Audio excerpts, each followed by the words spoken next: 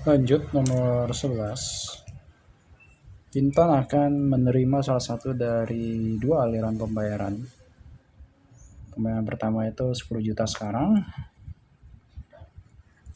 20 juta di tahun ke-N, 30 juta di tahun ke-2N, 60 juta di tahun ke-10. Pada tingkat bunga efektif tahunan I, nilai sekarang dari kedua aliran pembayaran di atas adalah sama. Jika diketahui V pangkat N sama dengan 0,76, hitunglah nilai I. Oke. Kalau begitu pembayaran pertama kita ingin sama dengankan dengan pembayaran kedua, dan biar dia sama dengan itu kita harus bawa ke present value-nya gitu ya. Bawa ke nilai sekarangnya gitu. Jadi ini 20 1 tambah I pangkat min N ditambah dengan 30 1 tambah I pangkat min 2N. Oke, ini bakal sama dengan 60 juta 1 tambah I pangkat min 10. Lalu di sini kita tahu 1 tambah I pangkat min N itu bakal sama dengan V pangkat N. V pangkat N di sini udah disediain ya sama dia ya. Jadi 10 ditambah 20 0,76 tambah 30 0,76 pangkat 2. Dan hasilnya bakal sama dengan 60 1 tambah I pangkat minus 10.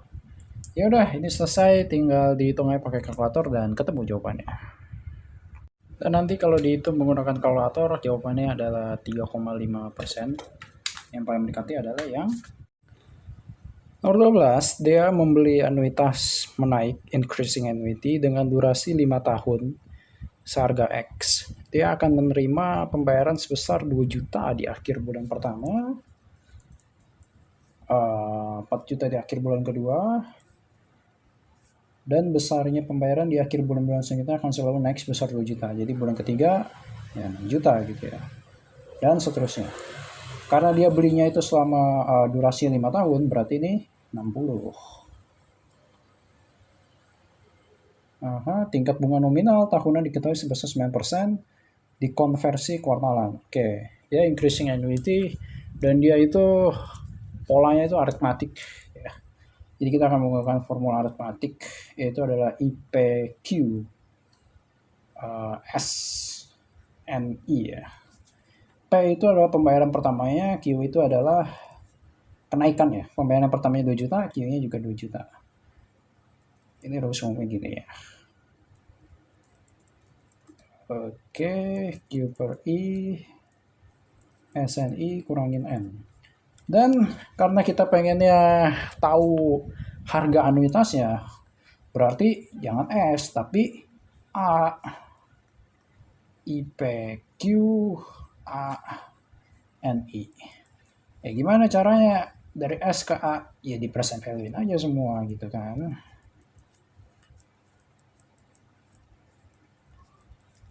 N kali V pangkat N. Udah. Selanjutnya kita pengennya jadi bulanan aja kali ya. Kalau gitu kita cari dulu bunganya. Itu kan dia bilang kan 9%, tapi ini dikonversi kuartalan. Kalau gitu 9%. 1 tahun itu ada 4 kuartal. Dalam 1 kuartal ada 3 bulan. Nah, jadi kalau mau dapat month-nya itu kayak gini. Kalau dituliskan lagi 2A, N-nya itu 60, lalu I-nya itu adalah I month. Itu hasilnya akan 2729, dan yang paling dekati adalah 2,730. Enggak. Ini 2729 juta ya.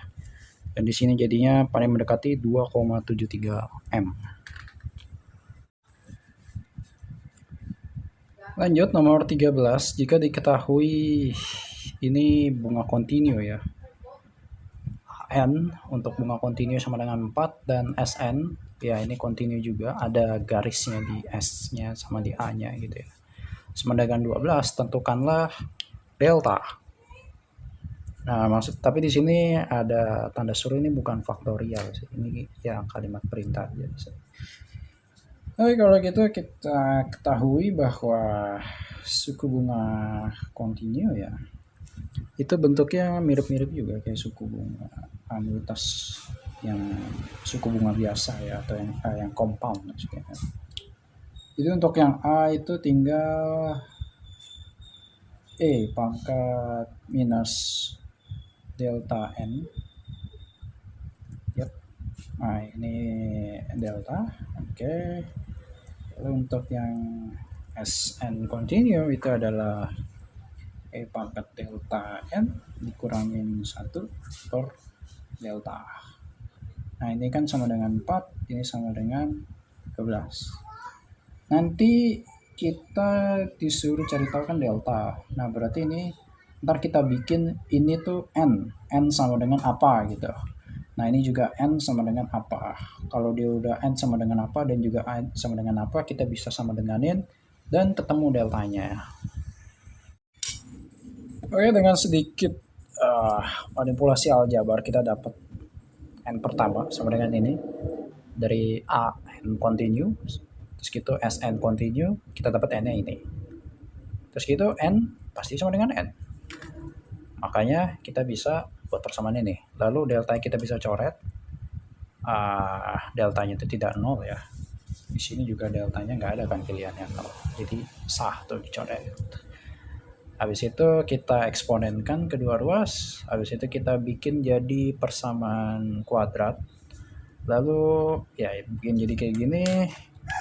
Terus kalau udah gitu tinggal dihitung aja. Kalau pakai yang biasa bisa, atau enggak pakai kalkulator simulasi polinomial, terus gitu degree-nya 2. Dan nanti kalau dihitung, kalau di kalkulator gue dapetnya 1,666 ya, 0,166, dan itu ada setara dengan 1/6. Jadi jawabannya E.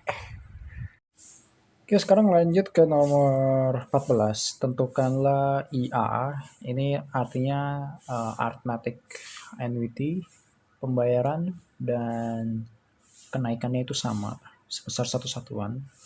Terus gitu dia ada garisnya di atas I, artinya ini continuous ya. Untuk N menuju tak hingga tuh. Kita tahu kalau IA N continue itu kayak gini kan. Kalau udah kayak gini, ya udah tinggal dibikin aja kan. N limit N mendekati tak hingga kan.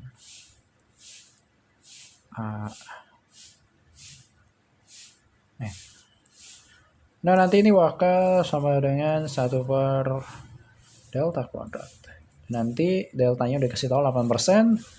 Tinggal dihitung, hasilnya 156,25. Next, probabilitas A membayarkan 1 juta dengan periode 6 bulan sekali. Dibayarkan di setiap awal periode. Berarti 0, 1. 6 bulan sekali ya. Berarti 1, 2, 3, 4, 5. Ya kan? Di awal 1 kali, kemudian 1 kali, lalu ini juga 1 kali. Oke. Probabilitas B membayarkan X dengan periode 2 tahun sekali. X 1, 2 gitu ya. Jadi 24 bulan kurang 1, karena dia di awal periode. Oke, terus gitu dibayarkan di setiap awal periode. Oke, bla bla, dengan mengevaluasi probabilitas A dan B pada tingkat bunga efektif yang sama. Nilai sekarang dari keduanya itu bernilai sama. Jadi ini kalau di present value-in yang probabilitas A itu bakal sama dengan present value dari probabilitas B gitu ya. Nilai sekarang dari keduanya sama, tentukanlah X. Kalau gitu langsung saja kita tahu kan ya, kalau karena dia di awal ya, jadi pakai double dot ya. Double dot karena dia perpetuitas jadi n-nya itu tak hingga gitu ya. I.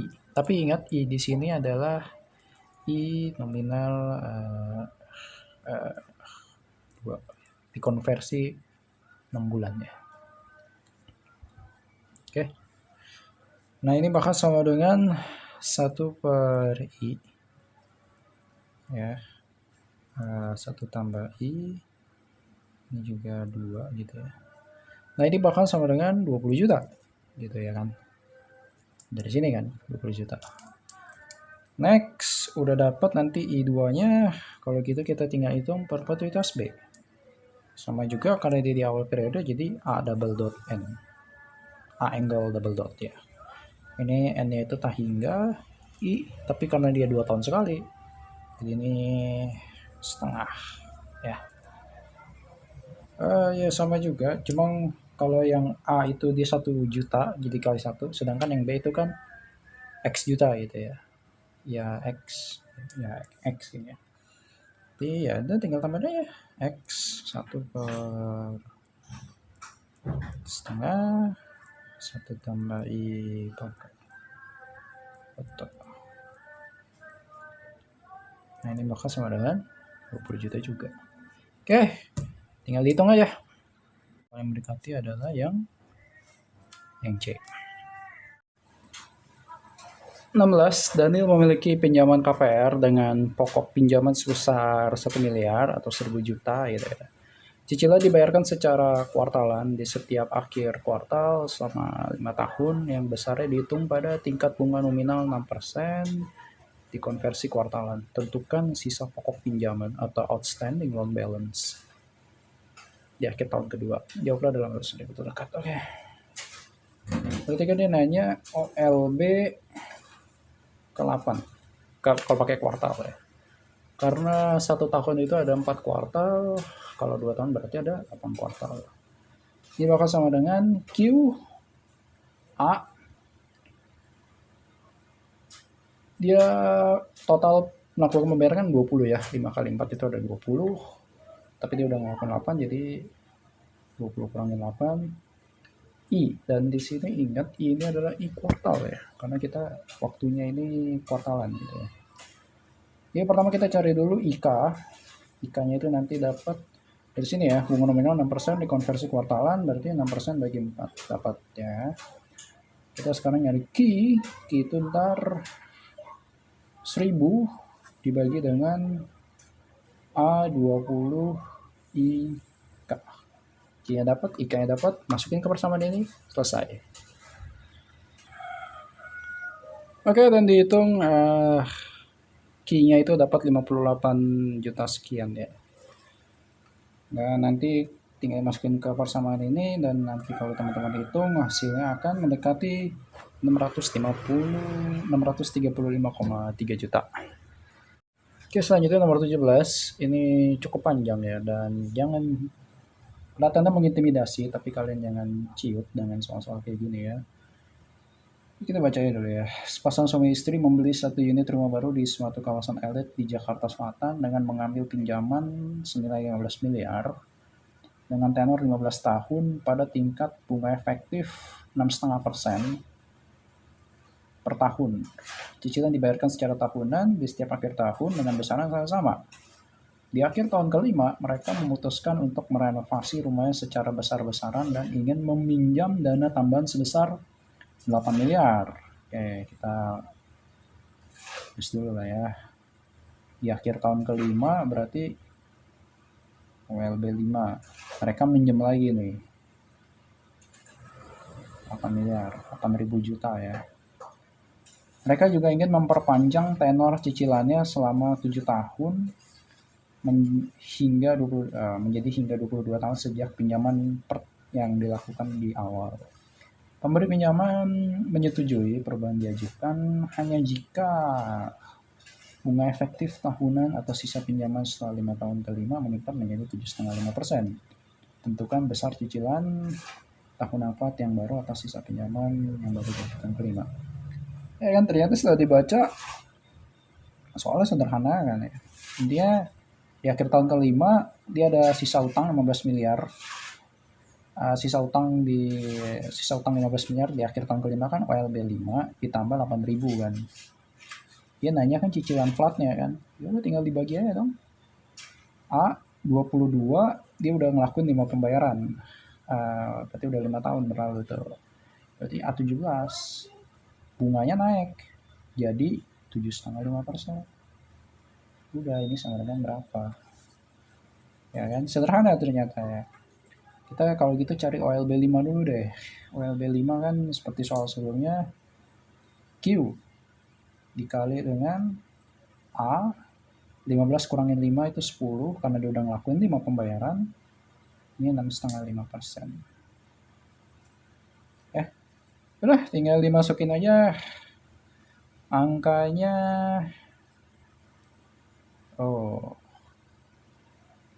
Oke, sebentar. Ini kita cari Q-nya dulu ya. Q itu sendiri adalah di sini bunga awalnya itu hutang awalnya 15.000 juta dibagi dengan 15 ya 15 tahun soalnya. Udah deh. Begini doang sebenarnya soalnya tuh. 15.000 juta dibagi A15 dengan I 6,5%. Kita dapat Q-nya tuh.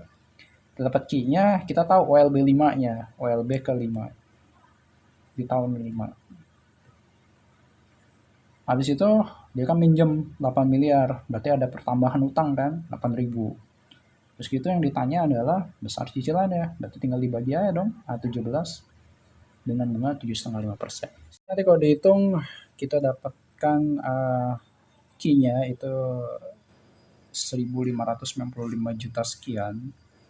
Lalu OLB 5-nya itu 11.468 sekian. Dan ini tinggal dimasukin aja ke sini kan.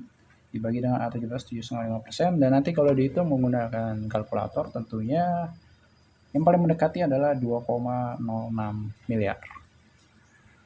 Nomor 18, Richard memiliki pinjaman yang cicilannya dibayarkan melalui serangkaian pembayaran di setiap akhir kuartal selama 5 tahun.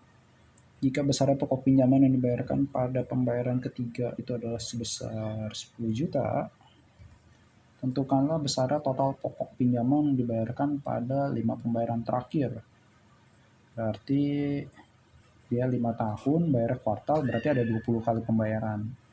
Dia nanyanya adalah 5 pembayaran terakhir, berarti P20 tambah P19.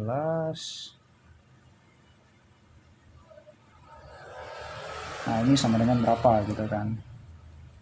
Dievaluasi pada suku bunga nominal tahunan 10% dikonversi kuartalan. Karena kita pakai kuartalan, berarti tinggal 10% bagi 4. Karena ada satu tahun itu ada 4 kuartal. Oke. Oke, kalau gitu pertama untuk cari P, ini kita mungkin mau review sedikit lah ya. OLBK, outstanding loan balance di time ke K. Itu bakal sama dengan apa?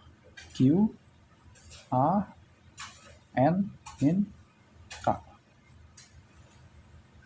Nah, ini masuk topiknya ini amortisasi ya. Kalau kita pengen tahu di waktu ke K, kita bayar bunga itu berapa sih? Gitu. Cara taunya gimana? Ya udah, berarti I dikali dengan OLB K-1. Tahun sebelumnya dikali dengan I. Nah, itu adalah bunga yang kita bayarkan. Sama dengan Q, A, N. Dan di sini K-nya itu bukan minus K lagi ya, karena K-nya itu kita pakai K-1. Berarti min K tambah 1. Nah, kalau dari sini kan kita udah tahu ya, ini ada I-nya ya, kelupaan tuh. Q 1 tambah I minus dari N min K tambah 1 dibagi dengan I. Kita bisa coret. Hasilnya adalah segini. Itu adalah bunga yang kita bayarkan pada saat pembayaran ke K. Sekarang kita pengen cari tahu pokok hutang kita bayarin berapa sih? Karena cicilan itu adalah pokok hutang ditambah bunga di waktu kekak. Kita prioritasin itu bayar bunga dulu. Setelah bayar bunga, sisanya itu baru dipakai buat bayar pokok hutang. Ya, jadi cicilan itu adalah Q. Q itu adalah sama dengan bunga ditambah dengan prinsipal atau pokok hutangnya. Kita kan udah tahu bunganya ini kan. Berarti kita tahu pokok hutangnya. Katakanlah P. Itu adalah Q kurangin bunga. Bunganya apa? Ya ini kan. Nah, ini bakal sama dengan Q dikurangin Q. Habis kan ya. Berarti sisa minus-minus jadi positif.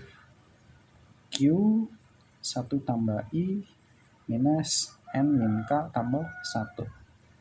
Oke, kita dapat rumus untuk mencari pokok hutang di waktu ke K ya. Ini bunga K ya. Oke, kalau gitu kita bisa cari, apakah kita udah bisa cari P20, 19, 18, 17, 19? Belum ya, karena kita belum tahu Q, cicilan kita berapa. Untungnya di soal itu udah dikasih tahu, jika besarnya pokok pinjaman yang dibayarkan pada pembayaran ketiga, bukan total pembayaran ya, pembayaran 3 kali enggak, tapi pembayaran ketiga aja, itu berapa pokoknya. Nah itu adalah berarti kan P3 kan. P3, Q, 1 tambah I. Di kuartalnya berapa? 2,5% ya. Pangkat minus N. N-nya itu ada 20 kan. 20 dikurangi dengan K-nya 3 tambah 1. Oke. Ntar tinggal dihitung aja. P3-nya ini kan bakal sama dengan 10 juta ya. Kita udah tahu ini, tinggal dihitung. Ini 10 juga dikasih tahu di soal. Kita dapat Q-nya. Setelah kita dapat Q-nya, baru kita bisa hitung P20 tambah 19, 18, 17, 16. Di sini bisa pakai geometrik ya sepertinya ya. Cuma karena hitungannya masih dikit lah ya, ini cuma 5 doang. Jadi kalau gue sih caranya cari aja satu-satu segitu ditambahin. Udah gitu aja. Ntar kalau kalian hitung hasilnya adalah yang paling mendekati itu adalah yang A, 72,5 juta. Next 19, Alfiansyah memiliki pinjaman sebesar 300 juta dengan periode pembayaran cicilan setengah tahunan. Cicilan dibayarkan di setiap akhir periode selama 10 tahun pada tingkat bunga nominal tahunan 8% dikonversi setengah tahunan. Alfiansyah mengakumulasikan sepertiga dari pokok pinjaman pada sinking fund yang memberikan tingkat bunga nominal 5%, konversi setengah tahunan, dan 2/3 dari pokok pinjaman diakumulasi pada sinking fund yang memberikan tingkat bunga nominal 7% dikonversi setengah tahunan. Tentukanlah total pembayaran cicilan dilakukan di setiap periode. Oke, jadi kalau sinking fund itu karena Q gitu ya, kita kan disuruh cari Q ya, total pembayaran cicilan. Sinking fund itu dia ada utang 300 juta karena cicilannya setengah tahunan. Bunga nominal tahunan setengah tahunannya itu adalah 8%. Berarti bunga nominal tahunan 8% dikonversi setengah tahunan, berarti bunga setengah tahunannya itu 4%. 4% dikali 300. Ini adalah bunga dari hutang awal dia gitu ya. Hutang dia lah, bukan hutang awal. Hutang dia kan. Nah, sisanya itu nggak dibayarkan ke pokok hutang. Nah, kalau sinking fund itu dia sisa cicilan itu setelah bayar bunga hutang ya, itu diinvestasikan ke sinking fund. Kalau dia langsung bayarkan ke hutangnya, pokok hutangnya jadi berkurang kan. Nah, itu namanya amortisasi gitu. Nah, ntar ditambah dengan ini berarti sepertiganya berarti 100 S 20 ya, karena 10 tahun setengah tahunan kan kita periodenya kan, berarti 20 tuh. Ini berapa nih? Ini yang pertama itu sepertiga 5%, berarti 2,5% ditambah dengan 200 ya, karena dibilang 2/3 kan ya. S 20, 3,5%. Oke, mungkin ada yang bertanya, kenapa dibagi dengan S20? Ini 100 dibagi S20, 200 dibagi S20. Karena sinking fund itu, dia bayar bunganya nih, 4% kali 300. Kalau kita bayar bunganya, artinya hutang kita itu nggak bertambah dong, karena bunganya kita bayarin terus. Artinya hutang kita bakal terus-terusan 300 juta.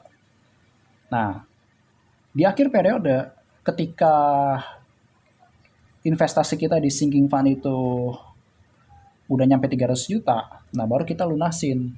Makanya, ya misalnya ini katakanlah Q1, ini Q2 gitu ya. 0, 1, 2. Nah, ini Q1 tambah Q2 itu sama dengan Q3 gitu ya. Nah, ini berarti Q3, ini kita investasikan kan ke sinking fund-nya kan. Terus sampai akhir periode ke-20. Nah, di akhir periode ke-20 ini, Q3 ini ditambahin terus-terusan, itu harus sama dengan 300 juta. Nah, makanya dia pakainya S. Jadi Q3 ini dibawa ke 20, di Q3 di 2 ini juga dibawa ke 20 dan seterusnya gitu. Oke, kita pakai S gitu, oke. Dan nanti kalau kalian hitung jawabannya itu paling mendekati adalah 23 juta yang A. Next, nomor 20, suatu pembayaran sebesar 36 juta dilakukan setiap tahun selama 31 tahun untuk membayarkan pokok pinjaman sebesar 400 juta.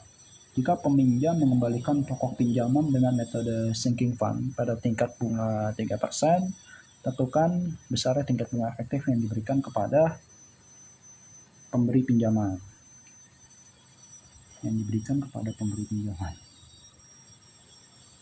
Oke. Oke, jadi dia ini sinking fund lagi nih, nyambung ke ya pas lah ya. Sebelumnya kita udah bahas sinking fund ya. Pokok hutang itu 400 juta, berarti kita 36. Ini kan cicilannya kan sama dengan 400 dikali dengan I. Nah, ini ya, besarnya tingkat bunga efektif yang diberikan kepada pemberi pinjaman. Oke. Ditambah dengan berapa? Ini 400 juta juga dong. Dibagi dengan S. NP berapa? 31. Nah, ini terus itu bunganya berapa? 3%. Ya. Ini tinggal dihitung aja, masukin kalkulator, dapatlah I-nya itu sangat mendekati 7% ya. Atau ya hasil sekitar ya. Sip, jawabannya D.